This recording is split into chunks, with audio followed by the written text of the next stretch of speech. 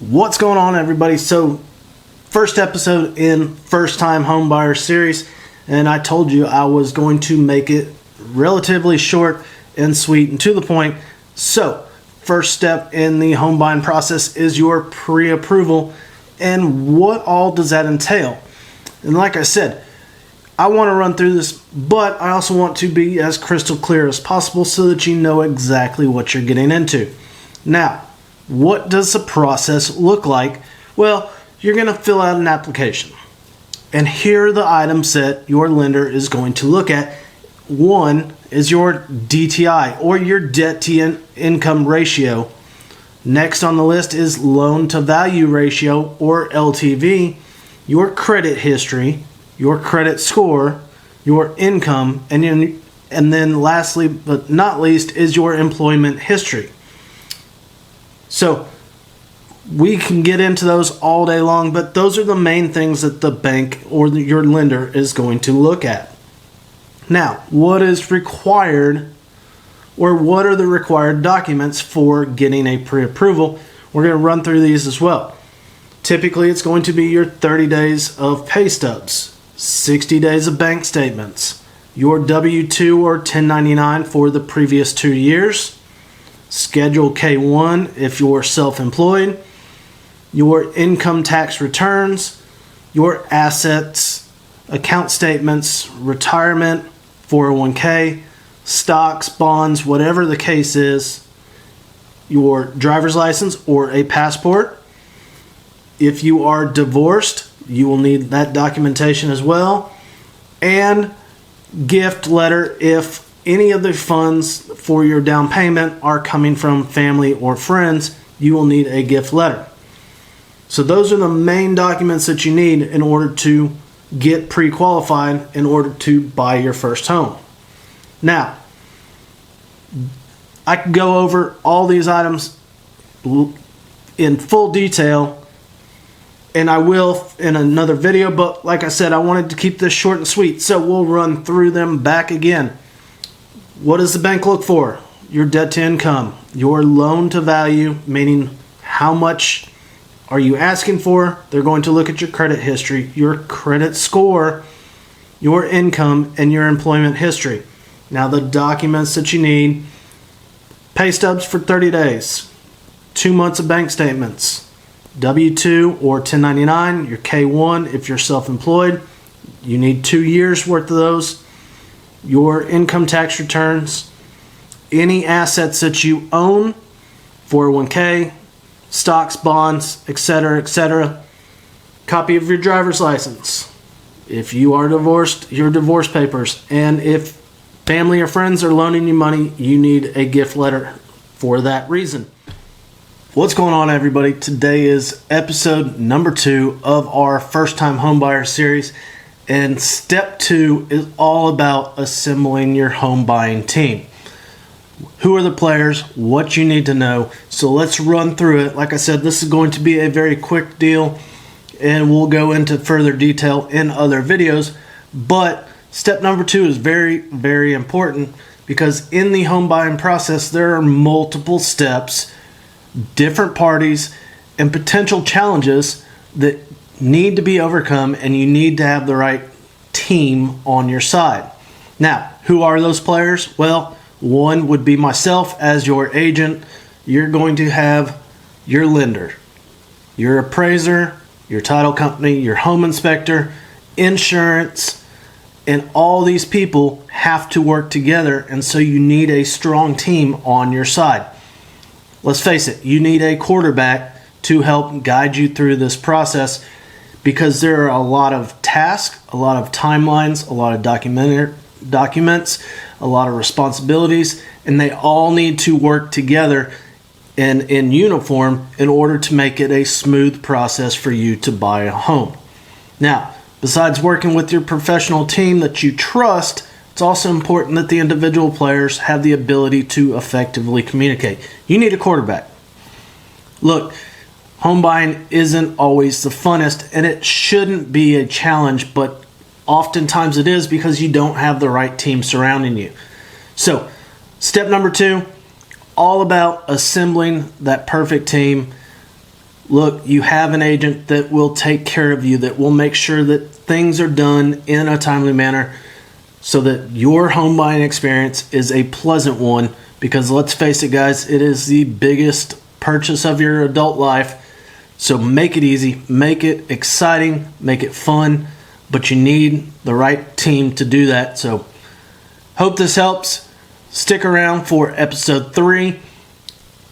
We'll see y'all soon. Today is episode 3 of the First Time Homebuyer series. And this is where it starts to get a little more exciting for you as a buyer. Now, you've done your pre-approval. You've built your team around you that will help guide you through this process. And now it is time to go look at homes. So at this point, you and I will sit down, build a list of wants and needs. We already have a pre-approved number that you are budgeted for or can afford. And so at this point, now we will go out and start to look at homes. Now I want to let you know to keep in mind that overlook things that are cosmetic.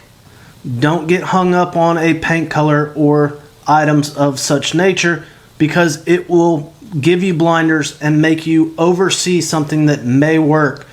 So keep that in mind as we go through the process. But now you're out, you're looking at homes, you find a home that you fall in love with or that works for all your needs. And so now it is time to make that offer. Now, I have a simple email that I send out to all my first-time buyers that breaks down the important parts of a contract so that you understand what you are making an offer on, how much money comes out of your pocket, so on and so forth. That makes it very simple.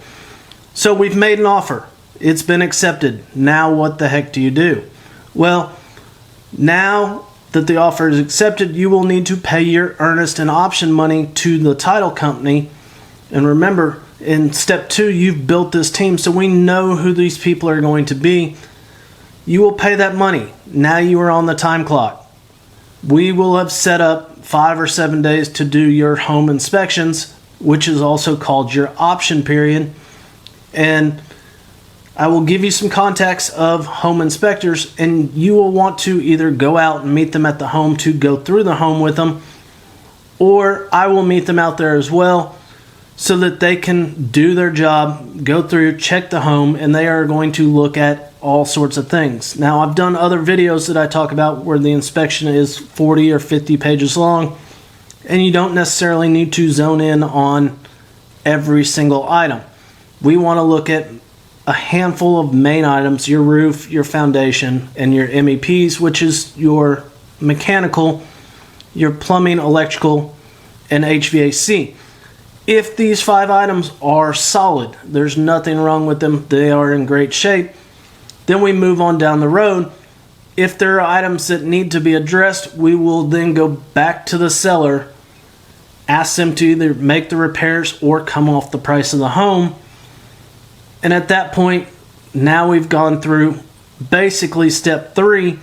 But let's jump into conditions and paperwork, because it is a crucial step in the home buying experience. And it's also one of the most frustrating parts of it, because you are going to feel like you've done this 100 times. Now, why do I say that? Well, because your lender, if you remember in episode 1, you got that pre-approval. Now, you didn't turn in all the documents that you will need in order to get it fully underwritten, and that is why this step is not always the most fun. So your lender is now going to start asking you for additional documents. They are also going to ask you to resend all the documents that you've already sent. And it's just part of the process, because the lender, or the person that holds all the money, wants to make sure that you are doing what you're supposed to, not spending extra money. And so they're going to ask for updated bank records. They're going to ask for all these additional documents to make sure that you aren't doing anything stupid. So don't go out there, buy a bunch of furniture when you haven't closed on your house. Don't go buy a new car. Don't change jobs. Are you getting the drift here? Don't do things that you shouldn't be doing. Make sure that you are watching your budget, not spending a bunch of extra money. Make sure that your down payment is sitting in your account. All of these items will affect the outcome. And guys, I've seen it over and over again. Somebody will get a pre-approved, they go find the perfect house, and then they start doing things that they shouldn't be doing. They go and change a job, or they go and buy a new $80,000 car. That will throw you out of budget, or it will drop your credit and your interest rate is going to skyrocket. So don't do it while you're in the process of buying a home. Just hang tight. It's 20, 30 days. We will get through it, and then you can go buy your furniture afterwards. And I would still suggest that you have a nest egg or some reserves sitting in the bank that you have in case something does come up on your home. So this step is all about making sure that you get all the additional documents to your lender so that you can get to the closing table. Today is episode 5 of our first time home buying series, and if you haven't hit that subscribe button yet, do me a huge favor, guys. Hit it right now. Make sure you follow along because there's some great information of everything real estate related. So you have done your pre-approval. You have built your team. You have found the perfect house, and you have turned in all of your documentation to your lender and met all of your conditions. So now is the big day. It is closing day. The day you've been waiting for a very long time, or at least what seems like a very long time. So you have done the gauntlet, you have run through it, and today is closing day. So what happens on closing day? Well, you are going to have your wire information or your cashier's check or whatever you are turning in for your down payment and your closing cost, and you will meet me at the title company to do your closing. Now, you will have a lot of pages to sign and initial, and you need to have your ID with you and be ready to spend about 45 minutes to an hour signing documents. Now, on these documents, there are a lot of numbers, there are a lot of things, and there are a handful of items that you need to pay attention to. But at the end of the day, you will have already seen these documents 3 days prior to closing. So, we get to the title company, you sign all the paperwork, and guess what?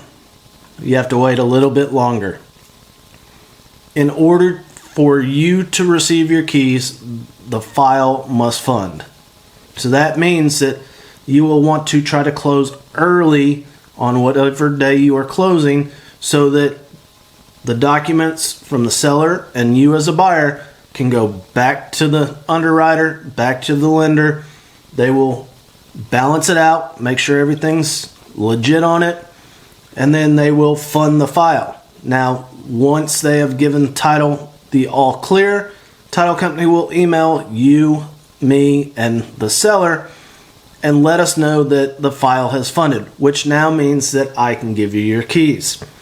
And guys, that is the process. So I really hope that this little series has helped you.